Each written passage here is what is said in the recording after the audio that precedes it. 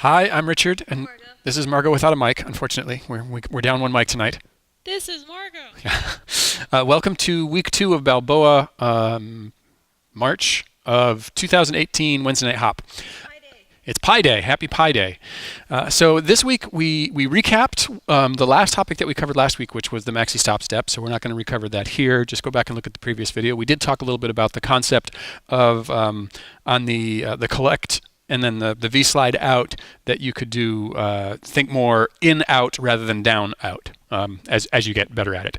But then we quickly used that to transition from our lolly steps and our swivel crosses into out and ins. And we did a lot of work on out and ins today.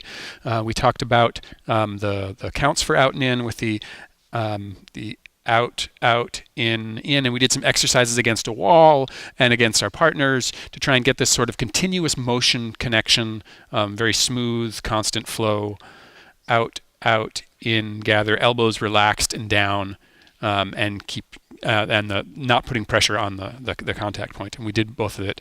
And then we partnered up and we did some out and ins together. And we did our out, out, in, gather, out, out, in, gather, out, out, in, gather. We maintained this slight V connection with the leader's arm is able to travel in and out on the slot to allow the follower to do the in and out. And then to maintain that sort of same orientation with the partner the whole time.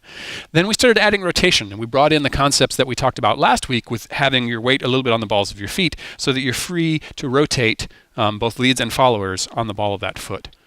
And the first one that we did was a continuous rotation. We did clockwise first. So we had this out, out, in, rotate, out, out, in, rotate, out, out, in. And then we went in the other direction. So we did this out, out, in, rotate, out, out, in, rotate, out, out, in. And you can rotate on both the outs and the ins. You can rotate when you're on the pivot ball of the foot, or you can move around in both cases. And we always maintained that same sort of V shape as we were doing the rotations.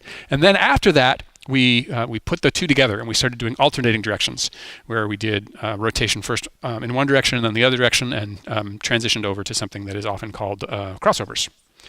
So in this case, we have the out, out, in, rotate one direction, out, out, in, rotate the other direction, out, out, in. And we talked about the fact that these are called crossovers because it looks magically like the lead is crossing their feet, but in fact they're not. They're just coming together and then rotating in the direction of the free foot.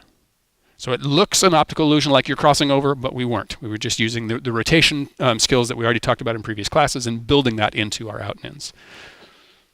Arguably, you could cross over, but the point is that you are using that middle foot to pivot on and rotate back out. Yep. The last thing that we talked about very briefly is that you can do the rotation in either direction. So for the leads, if you have this out, collect, in, and rotating towards the free foot, that's one option. Out, out, in, rotate towards the free foot.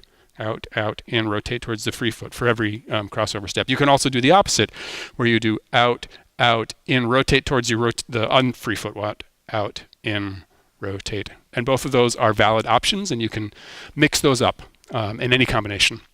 The last thing that we threw in was a crossover step, an actual crossover, to exit from the out and ins and take them back into a pure bow close position. And in this case, we were doing our out and ins, out, out, in, and then the leads crossed over in the front and actually did this kind of more exaggerated cross, kind of like our swivel cross steps, and then used an out and in movement to come back around and back into closed into our pure basic. So the crossover footwork for the leads, you've got this out, out, in, and out, and cross, out, and collect in with your follower, step, step, gather, step, right back into basic. And this is really awkward. So the thing that makes it feel different for the follows is that I actually feel Richard bringing me all the way around to his side to make that step through happen. So it's a much more dynamic move than his regular out and ins. And we'll show you what that looks like.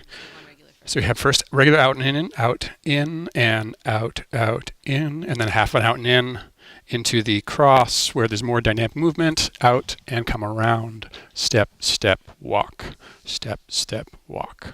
Back into a pure bow basic. And that was it for this week. Next week we're going to do some more pure bow moves. We're going to build on the stuff that we talked about earlier with these concepts of rotation, and we hope you'll come back to see us then. Happy Pi Day, everyone.